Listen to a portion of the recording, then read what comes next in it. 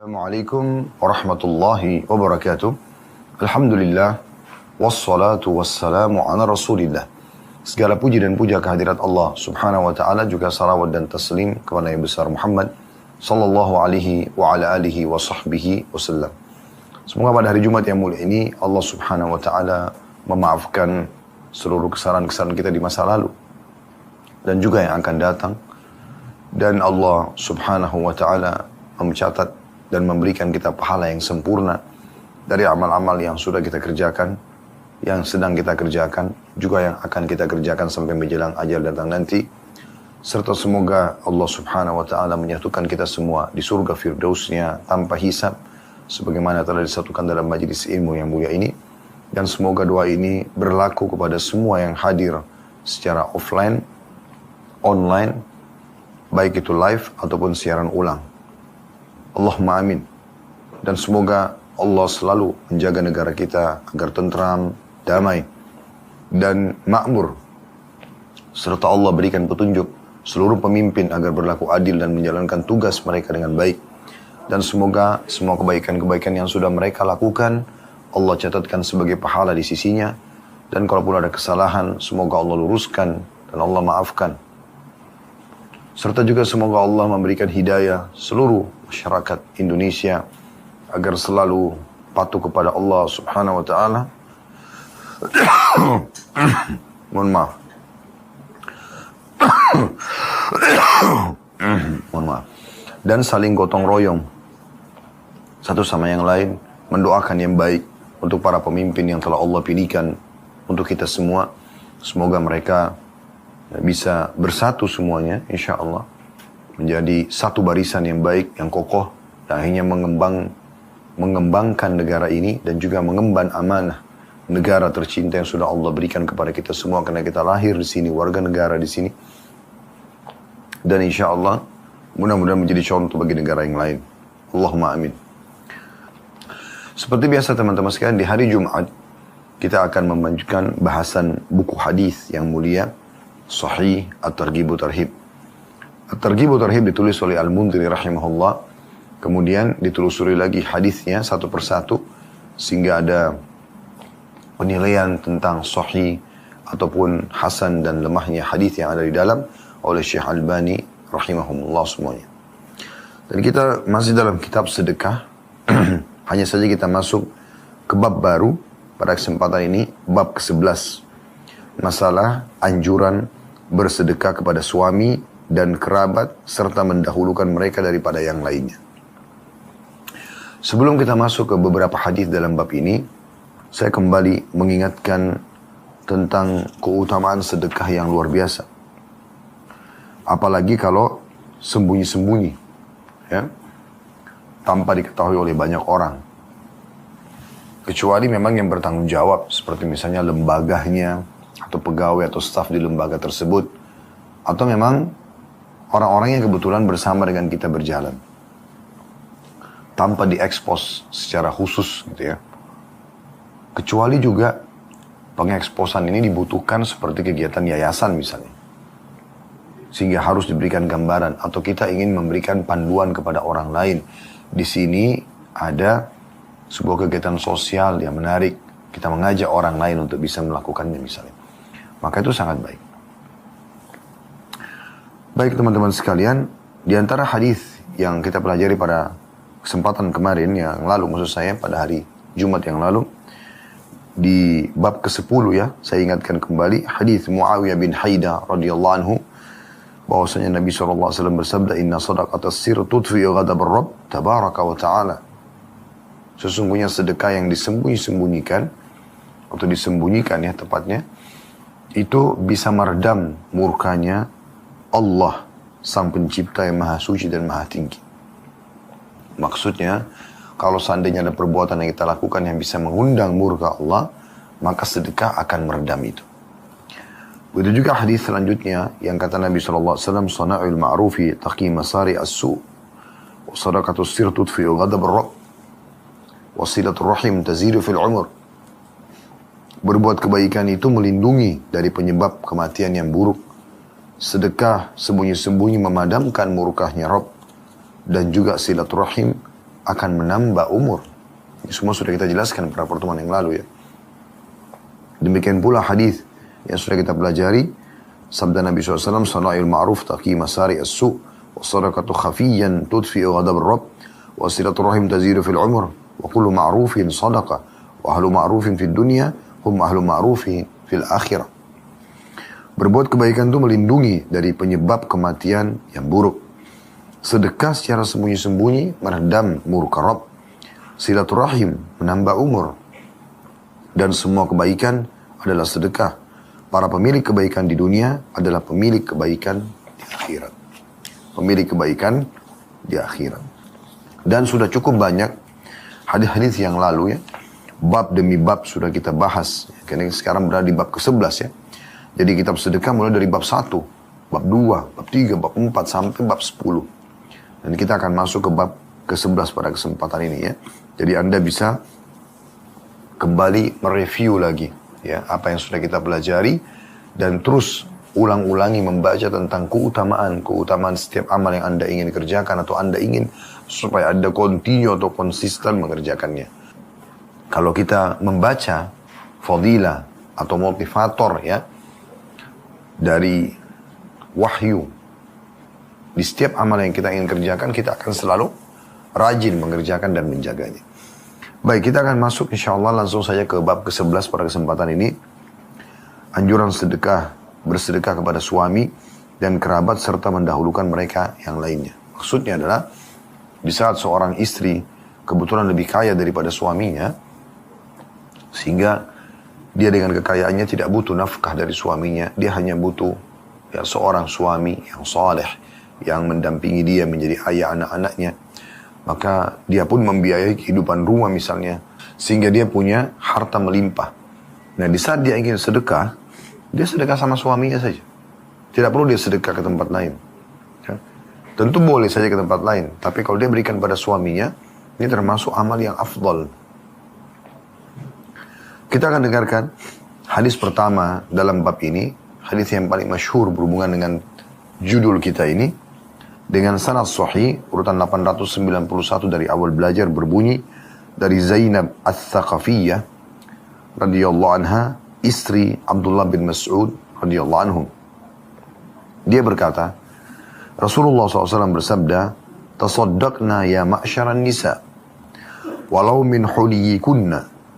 قالت فرجعت إلى عبد الله بن مسعود فقلت إنك رجل خفيف ذات اليد وإن رسول الله صلى الله عليه وسلم قد أمرنا بالصدقة فأته فاسأله فإن كان ذلك يجزي عني وإلا صرفتها إلى غيركم فقال عبد الله بل ائته أنت فانطلقت فإذا امرأة من الأنصار بباب رسول الله صلى الله عليه وسلم حاجتها حاجتي وكان رسول الله صلى الله عليه وسلم قد ألقيت عليه المهابة فخرج علينا بلال فقلنا له ائت رسول الله صلى الله عليه وسلم فأخبره أن امرأتين بالباب يسألانك أتجزئ الصدقة عنهما على أزواجهما وعلى أيتام في هجورهما ولا تخبره من نحن قالت فدخل بلال على رسول الله صلى الله عليه وسلم فسأله فقال له رسول الله صلى الله عليه وسلم من هما فقال امرأة من الأنصار وزينب فقال رسول الله صلى الله عليه وسلم أي زيانب قال امرأة عبد الله بن مسعود فقال له رسول الله صلى الله عليه وسلم لهما أجران أجر القرابة وأجر الصدقة. Terjemahannya, kata Zainab Ats-Tsaqafiyyah, istri Abdullah bin Mas'ud radhiyallahu anhuma, Nabi SAW pernah bersedekah kepada para wanita, wahai para wanita, bersedekahlah, segera kerjakan. Walaupun itu dari perhiasan-perhiasan kalian. Zainab berkata, lalu aku pulang kepada Abdullah bin Mas'ud suamiku, aku berkata, kamu adalah seorang laki-laki pemilik tangan yang ringan, maksudnya miskin. Dan Rasulullah SAW memerintahkan kami, para wanita, untuk bersedekah. Pergilah kepada beliau tanyakan jika hal itu dalam kurung sedekahku padamu telah cukup bagiku. Maksudnya dari kewajiban bersedekah. Maka aku akan memberikannya kepadamu. Tapi jika tidak, maka aku akan berikan kepada orang lain. Abdullah bin Mas'ud berkata kepada istrinya, Zainab radhiyallahu anhum ajma'in, kamu saja yang pergi menemui beliau dan bertanya. Maka Zainab pun berkata, lalu aku berangkat. Ternyata di pintu Rasulullah SAW, pintu rumah beliau terdapat seorang wanita dari Ansar dengan keperluan yang sama denganku. Maksudnya sama-sama wanita kaya, mau sedekah untuk suaminya. Rasulullah SAW adalah orang yang disegani. Ini sisipan perkataan Zainab. Kemudian Bilal keluar kepada kami. Kami berkata kepada Bilal, datangilah Rasulullah SAW dan kabarkan beliau bahwa ada 2 orang wanita di pintu. Keduanya bertanya kepada Anda, bolehkah bersedekah kepada suami mereka berdua dan juga kepada anak-anak yatim yang dalam pemeliharaan mereka berdua. Dan tolong jangan katakan kepada beliau siapa kami. Zainab berkata, lalu Bilal masuk kepada Rasulullah SAW dan bertanya kepada beliau. Rasulullah SAW bertanya, siapa keduanya? Kata Bilal, seorang wanita dari Ansar dan juga Zainab. Maka Nabi SAW mengatakan, Zainab yang mana? Maka Bilal menjawab, istri Abdullah bin Mas'ud. Maka Nabi SAW bersabda, jawablah kalau mereka berdua memperoleh 2 pahala kalau mereka lakukan itu. Yaitu pahala kerabat dan pahala sedekah. Dari hadis ini, teman-teman sekalian, banyak sekali pelajaran yang bisa kita ambil. Banyak sekali. Ya. Pelajaran yang luar biasa dalam bab sedekah. Kita langsung saja masuk ke faedah-faedahnya sekaligus syarah penjelasan. InsyaAllah. Faedah yang pertama dari hadis adalah tentang pentingnya seseorang itu menuntut ilmu dan juga segera mempraktikkan ilmu yang sudah dia pelajari. Ini pelajaran pertama dari hadis dan inilah yang dipraktikin dan dicontohkan oleh tokoh hadis ini, sahabiat Nabi Zainab Ats-Tsaqafiyah radhiyallahu anha. Di saat dia mendengarkan Nabi SAW memerintahkan para wanita untuk bersedekah, ya, walaupun dengan perhiasan-perhiasannya.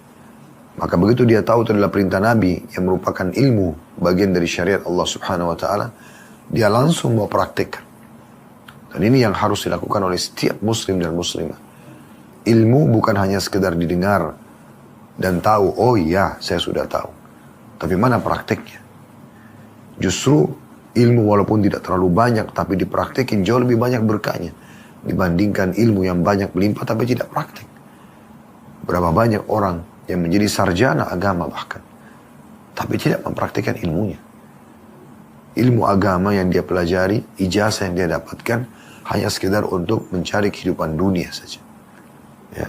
Sehingga tidak penting bagi mereka kembali mengingat ayat-ayat Al-Quran yang pernah dihafal saat kuliah, menghafal, mengulangi lagi hadis-hadis Nabi SAW yang pernah dipelajari, mengingat lagi dan merenungi perkataan para salafus saleh dari sahabat, dari tabi'in, statement para ulama berhubungan dengan ibadah-ibadah yang sudah mereka pelajari dulu.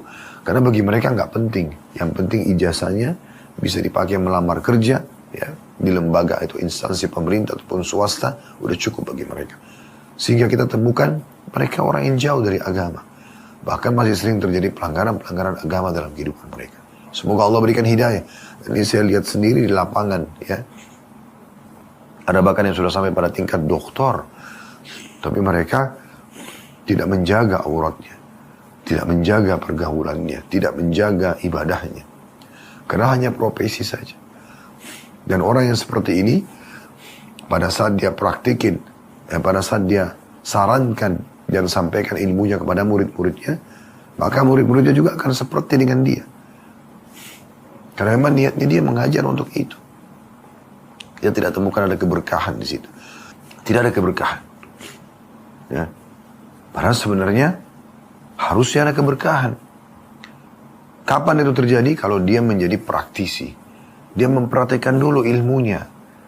Kalau Anda menuntut ilmu, lalu Anda misalnya tentang sholat malam Anda belajar hadis, lalu Anda praktikin, lalu Anda sampaikan kepada orang lain, pastikan akan berbekas. Karena Anda seorang praktisi dan Anda ingin orang lain juga mengerjakannya sehingga menambah amal saleh buat Anda. Tidak ada indikasi duniawi di situ. Bukan karena ingin dipuji, bukan karena ingin jabatan. Di situ ada keberkahan. Nah, ini faedah yang pertama dari sikap Zainab radhiyallahu anha. Bagaimana mendengarkan ilmu dari Nabi SAW langsung dipraktikkan. Dan subhanallah, betapa berharganya ilmu itu.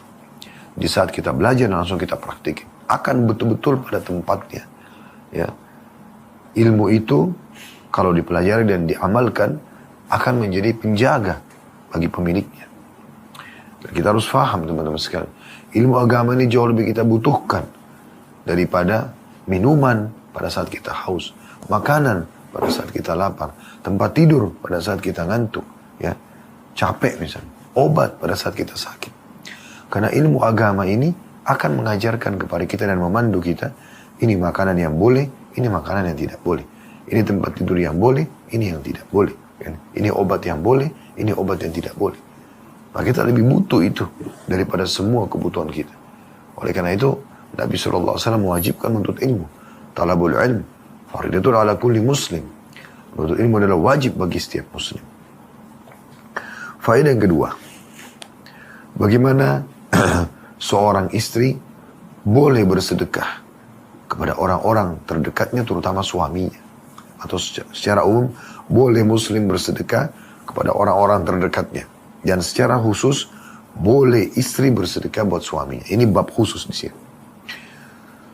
Tentu yang umum adalah suami yang bersedekah pada istrinya, gitu kan? Karena dia dibebankan kewajiban untuk memberikan nafkah, gitu kan? Dan Nabi SAW mengatakan, semua akan dihitung sedekah, termasuk ya sepotong makanan yang kau letakkan di mulut istrimu. Itu akan menjadi pahala yang besar. Akan menjadi pahala yang besar. Oleh karena itu, kita harus ya memahami baik-baik kalau suami punya kewajiban untuk memberikan istrinya. Tapi ada kasus khusus, yaitu di saat suami justru tidak mampu, orang miskin, tapi karena soleh, maka oleh seorang wanita kaya dipilih sebagai suaminya. Karena yang dia sedang kejar adalah keimanannya, ilmunya, kesolehannya. Dan ini adalah pilihan yang sangat bagus. Boleh. Nah, pada saat itu, mungkin suami akan berikan nafkah semampunya, atau si istri tanazul an haqqaha, atau dia tidak butuh lagi haknya dia, yang merupakan nafkah dia, mengatakan pada suaminya, karena kamu tidak mampu, gak usah berikan saya nafkah. Udah, kita tinggal bersama di rumah saya, makan dengan saya, segala macam, pokoknya saya yang tanggung semuanya, gitu kan. Yang penting, kamu bisa menjadi suami saya, membimbing saya, dan juga menjadi ayah anak-anak saya nantinya. Bisa. Itu boleh. Itulah yang terjadi pada Zainab As-Saqafiyah radhiyallahu anha, tokoh kita ini. Dia memilih Abdullah bin Mas'ud yang miskin. Ya. Karena Abdullah bin Mas'ud termasuk sahabat yang sangat miskin. Beliau seorang pengembala domba di Mekah. Dan di Madinah pun tinggal di Sufa. Di sebuah tempat di belakang rumah Nabi SAW. Bersama dengan orang-orang miskin yang mau menuntut ilmu. Gitu kan. Nah, di sini ya, hukumnya boleh. Terbukti Zainab ya, pergi ya, kepada Nabi SAW dan bertanya kepada Nabi. Kebetulan juga ada wanita Ansar yang lain yang juga butuh itu. Dia juga orang kaya, suaminya juga dia ingin sedekah pada suaminya. Apakah boleh gitu? Maka sudah jelas tadi di hadis jawaban Nabi SAW. Kalau mereka lakukan, maka akan mendapatkan dua pahala. Pahala sedekah dan pahala silaturahim atau kekerabatan. Bagi suami di sini, ya kalau ibu sedekah pada suami atau ibu berikan hadiah pada suami, ibu akan dapat dua pahala. Pahala sedekahnya dan pahala kekerabatannya. Tentu suami juga sama. Pada saat dia berikan kepada istri, dia dapat pahala sedekahnya, dia dapat pahala ya, kekerabatannya. Itu juga anak pada orang tua pada anak. Saudara pada saudaranya, paman pada ponakannya, ponakan pada paman dan tantenya, sepupu dengan sepupunya. Semua yang punya hubungan kerabat akan sama mendapatkan ya pahala yang melimpah gitu. Pelajaran yang ketiga dari hadis, teman-teman sekalian, untuk faedah yang ketiga, bagaimana seorang suami punya kewajiban untuk menjaga wibawahnya dan menolak semua syubhat. Ya, tentu istri juga sama, tapi suami di sini harus lebih menjaga. Diambil dari potongan bagaimana waktu Zainab radhiyallahu anha dari hadis ini mengatakan kepada Abdullah bin Mas'ud, Nabi SAW telah memerintahkan kami para wanita bersedekah, dan saya temukan Anda adalah orang yang miskin.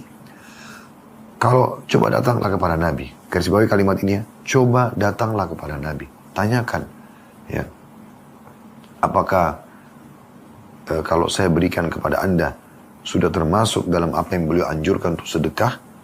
Kalau tidak boleh pada suami, maksudnya saya akan berikan kepada orang lain. Tapi apa jawaban Abdullah bin Mas'ud? Pergilah kamu ke sana. Maksudnya seakan-akan beliau mengatakan, jangan saya. Nanti di mana wibawa saya gitu, ya. Masa yang mau sedekah kamu saya yang nanya gitu kan. Dan juga untuk menipis syubhat. Kalau Abdullah bin Mas'ud yang pergi datang kepada Nabi dan menanyakan, lalu Nabi SAW mengatakan, sampaikan kepada istrimu, boleh dan begini dan begitu. Zaman itu belum ada media. Bisa saja syaitan masuk kepada Zainab mengatakan, mungkin karena Abdullah bin Mas'ud ingin menerima sedekah dari saya. Makanya dia bilang Nabi boleh. Walaupun ini tidak terjadi ya, tapi ada kemungkinan pintu itu terbuka. Maka Abdullah bin Mas'ud menepis itu. Sambil mengatakan, seakan-akan beliau bilang, kan yang punya hajat adalah kamu. Lebih baik dan kamu yang punya harta. Apalagi kamu ingin bersedekah kepadaku. Kalau aku yang bertanya, seakan-akan aku yang mengejar sedekah itu. Aku tidak butuh kok. Tidak kamu berikan pun aku tetap hidup gitu. Maka lebih baik kamu yang pergi ke sana. Makanya Zainab sebagai bentuk patuh pada suaminya dan sudah memahami kekhawatiran Abdullah bin Mas'ud ini, tercoreng wibawahnya, harga dirinya, dan juga nanti malah ada pintu-pintu syubhat, maka dia yang pergi bertanya kepada Nabi SAW. Nah, ini faedah yang ketiga. Faedah yang keempat yang bisa diambil adalah bolehnya kaum wanita bertanya tentang agama kepada kaum laki-laki. Ya, tidak masalah bertanya kepada seorang ustadz. Yang penting jangan ada pelanggaran agama, karena ustadz juga manusia, gitu kan. Bertanya tentang hukum boleh. Seperti sini Zainab dan salah orang wanita Ansar datang ke rumah Nabi bertanya. Ya, tapi bukan berduaan di satu ruangan misalnya, ya. Tapi bertanya secara umum di media misalnya, ya. Bahkan boleh bersuara, tidak masalah. Di sini Zainab bersuara, bertanya. Dan banyak di antara sahabiat Nabi bertanya dengan suara. Ya. Seperti kasus wanita yang mengatakan, saya adalah utusan para wanita di Madinah ya Rasulullah. Di masjid beliau bilang itu. Ya. Lalu beliau bertanya. Pertanyaan yang dibutuhkan ya, oleh perempuan tersebut, dan banyak riwayat-riwayat berhubungan dengan masalah ini. Jadi ini pelajaran yang bisa kita ambil daripada hadis ini. Yang ketiga, bagaimana seorang suami menjaga harga dirinya dan juga menepis syubhat-syubhat. Ya. Secara khusus ini ya, karena istrinya lagi mau bersedekah kepada dia. Maka dia suruh istrinya yang datang.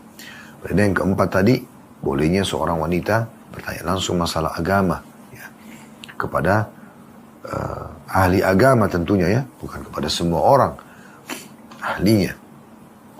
Faedah yang kelima yang bisa diambil juga adalah bagaimana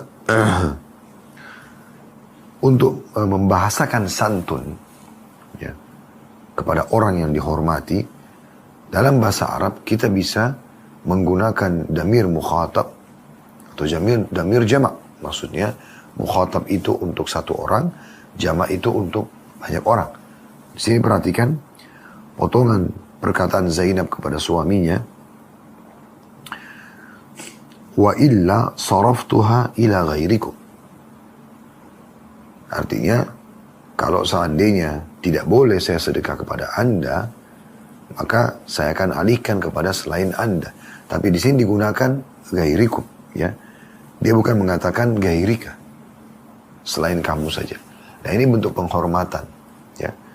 Seperti misalnya kita bicara dengan guru kita atau orang yang kita hormatin, dia satu orang. Kalau kita mau mengatakan dalam bahasa Arab, apa kabar Anda? Kita mengatakan kaifa haluka. Bagaimana kabar Anda? Tetapi kita boleh mengatakan untuk bentuk penghormatan kaifa halukum. Pada sebenarnya kum ini untuk jamak, untuk rame-rame, 3 orang ke atas.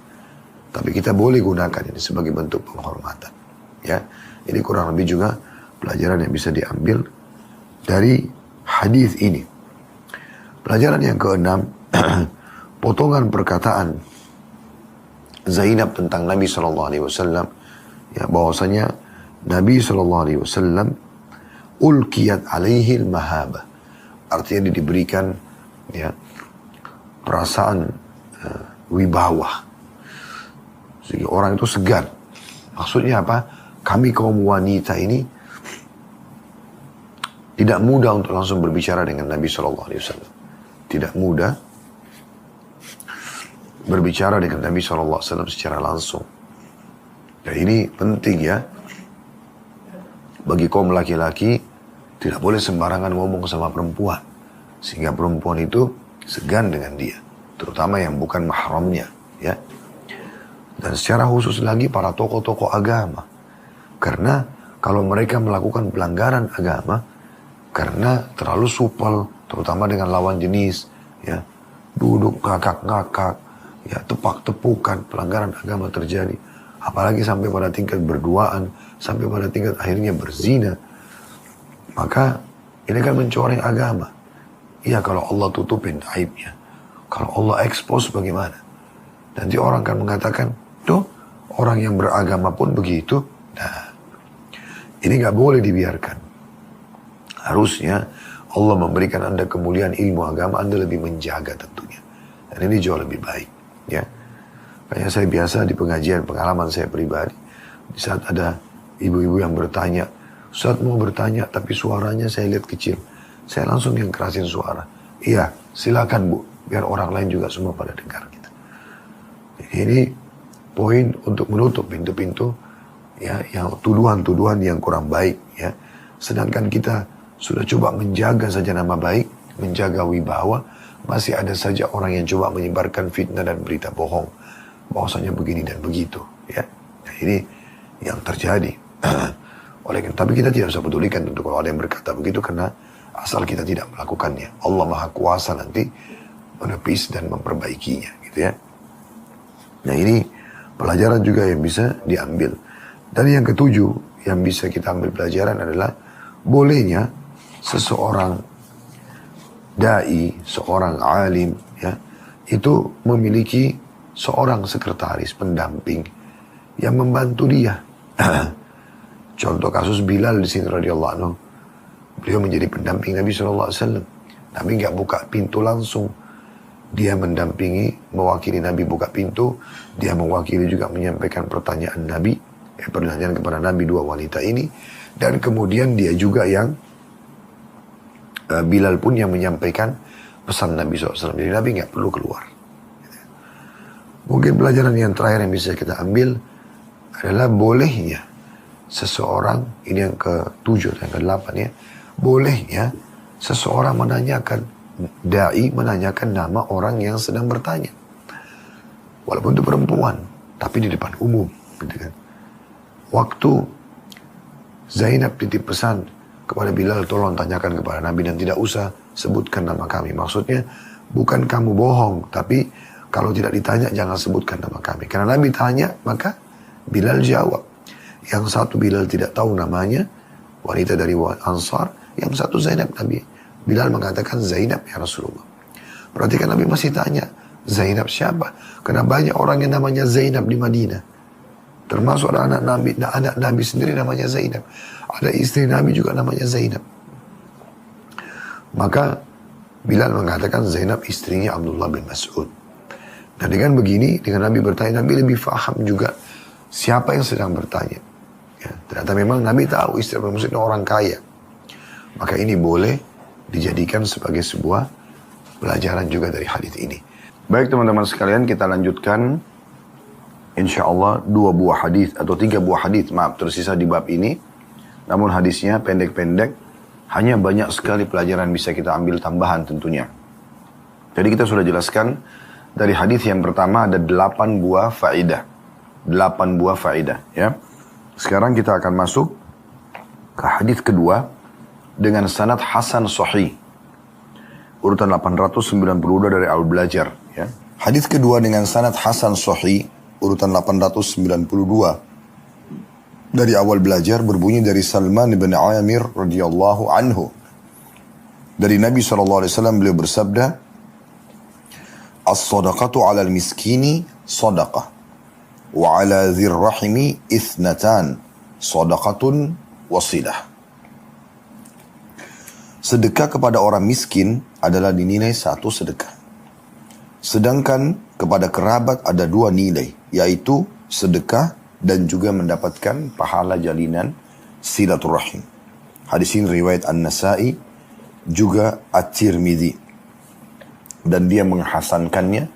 Ibnu Khuzaimah dan Ibnu Hibban juga menyebutkan dalam sahih keduanya. Serta Al-Hakim mengatakan sanadnya sahih. Dan lafaz Ibnu Khuzaimah, "As-sadaqatu 'alal miskini sadaqah, wa 'alal qaribi sadaqatani, sadaqatun wasilah." Sedekah kepada orang miskin adalah 1 nilai sedekah. Dan kepada kerabat ada 2 nilai sedekah, yaitu sedekah dan jalingan silaturahim. Hadis kedua ini memberikan pelajaran tambahan buat kita. Tentunya mirip dengan potongan akhir hadis dari hadis pertama. Pesan Nabi SAW kepada Zainab dan wanita Ansar tadi, kalau dia keduanya memberikan sedekahnya kepada suami, maka dia akan mendapatkan pahala sedekah dan pahala kekerabatan. Kalau orang baca hadis pertama, maka orang fahamnya adalah yang dimaksud suami, karena kasuistik. Nah, hadis kedua ini memberikan kita tambahan informasi bahwasanya walaupun selain suami, siapapun yang punya hubungan rahim, mahram atau bukan mahram, ya. Apakah itu ayah, ibu, kakek, nenek, semua mahram kita, paman, tante, saudara-saudara, ponakan, ya. Anak dan cucu ke bawah, suami istri, ya, ini mahram. Ada orang yang punya kekerabatan tapi bukan mahram, seperti misalnya ipar, sepupu, ya. Ini semuanya sepupunya orang tua, ya. Maka ini semua masuk. Yang penting punya hubungan kekerabatan, maka akan mendapatkan keutamaan ini. Dan subhanallah, pelajaran penting yang bisa kita ambil dari hadis ini juga. Jadi kita cuma tambahkan faedah yang ke-9 berarti ya, lanjutan daripada faedah daripada hadis yang pertama tadi, karena kita sebutkan 8 faedahnya, dan ini karena satu bab kita satukan saja. Faedah yang ke-9 dari seluruh bahasan hadis 1 dan 2 ini yang diambil dari hadis kedua, yaitu kalau setiap orang fokus bersedekah kepada sanak kerabatnya, maka ini luar biasa. Mungkin tidak akan ditemukan ada orang miskin, ya. Karena dengan hikmah Allah SWT di setiap keluarga ada saja orang yang mampu, ada yang tidak mampu. Sehingga tidak perlu kerabat dia miskin cari dari orang lain. Orang kerabat kayanya ada, gitu kan. Dan kerabat yang kaya tidak butuh cari orang lain, dia tinggal cari kerabatnya yang miskin. Walaupun, sekali lagi, walaupun orang dianjurkan juga bersedekah secara umum. Dan dari potongan hadis Nabi SAW dan sedekah kepada orang miskin adalah sedekah. Maksudnya dinilai pahala juga di sisi Allah Subhanahu wa Ta'ala. Ini faedahnya. Kemudian kita masuk ke hadis yang ketiga. Sahih di gairi menjadi sahih karena dikuatkan dengan riwayat-riwayat lain, dan sekaligus saya baca dengan hadis keempatnya nanti karena satu jenis hadisnya ya. Dan ini akan menambah faedah kita yang ke-10 insyaAllah. Hadis ketiga sahih li ghairi menjadi sahih karena dikuatkan dengan riwayat-riwayat lain. Urutan 893 dari awal belajar berbunyi dari Hakim ibn Hizam radhiyallahu anhu, anna rajulan sa'ala Rasulullah sallallahu alaihi wasallam 'anis sadaqati ayyuha afdal. Qala 'ala dhir rahimi ala dhir rahimil kashih. Artinya bahwa seorang laki-laki bertanya kepada Rasulullah sallallahu alaihi wasallam tentang sedekah yang paling utama. Maka kata Nabi SAW, sedekah kepada kerabat yang menyimpan permusuhan di lambungnya atau di hatinya. Hadis ini riwayat Ahmad dan Tabarani, dan sanad Ahmad Hasan. Yang dimaksud dengan al-kashih dalam hadis, potongan hadis, yaitu yang menyembunyikan permusuhan di dalam hatinya. Maksudnya bahwa seutama sedekah adalah sedekah kepada kerabat yang menyimpan permusuhan dalam hati. Hadis keempat mirip dengan ini, dengan sanad sahih, urutan 894 dari awal belajar berbunyi, dari Ummu Karthum binti Utbah radhiyallahu anha, bahwa Nabi SAW bersabda, afdalu sadaqati sadaqatu ala dzir rahimil kashih. Sebaik-baik sedekah adalah sedekah kepada kerabat yang menyimpan permusuhan di lambungnya atau di hatinya. Hadis ini riwayat Tabarani dalam Mu'jamul Kabir, dan rawi-rawinya semua ada dalam kitab As-Sahih. Ibnu Khuzaimah juga Al-Hakim mengatakan sahih berdasarkan syarat Muslim. Subhanallah, hadis ini langsung secara jelas terlihat sudah bisa memberikan pemahaman kepada kita. Dan kita tarik faedah ke-10 dari total hadis yang kita pelajari, 4 buah ya. Hadis ketiga, hadis keempat ini memberikan faedah kita yang ke-10 kalau kita sambung 8 faedah dari hadis pertama, satu faedah dari hadis kedua, dan satu faedah lagi dari hadis 3 dan 4. Yaitu justru anjuran bersedekah yang paling afdal kepada orang yang punya permusuhan dengan kita. Apa kira-kira hikmahnya? Hikmahnya ternyata sedekah itu bisa melunakkan hati.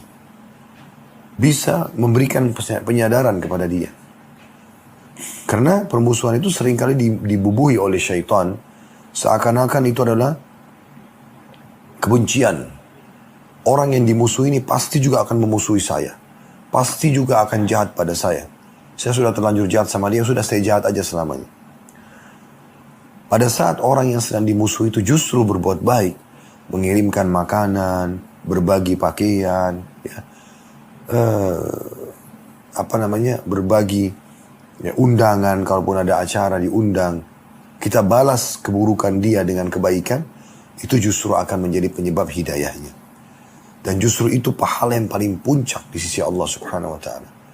Ini mirip dengan peringatan Nabi SAW ya, tentang afdal pahala dalam silaturahim. Beliau mengatakan kepada seseorang yang bilang kepada Nabi SAW, ya Rasulullah, ada kerabat saya, ya, kalau saya hubungi mereka, mereka putus saya. Ya. Apapun mereka tidak mau berhubungan. Kata Nabi SAW, kalau begitu berarti mereka seperti memegang jamrah atau batu bara dari api neraka. Tapi kalau kamu silaturahim dengan dia, justru itu afdal pahalanya.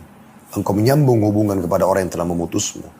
Karena orang yang tidak memutus hubungan sama kita mudah untuk silaturahim. Orang seperti ini justru jadi PR buat kita. Ya. Maka jangan pernah memusuhi orang yang memusuhi kita. Gak usah, gak perlu. Kita biasa aja. Bersihin hati kita dari dia. Dari kejahatan dia.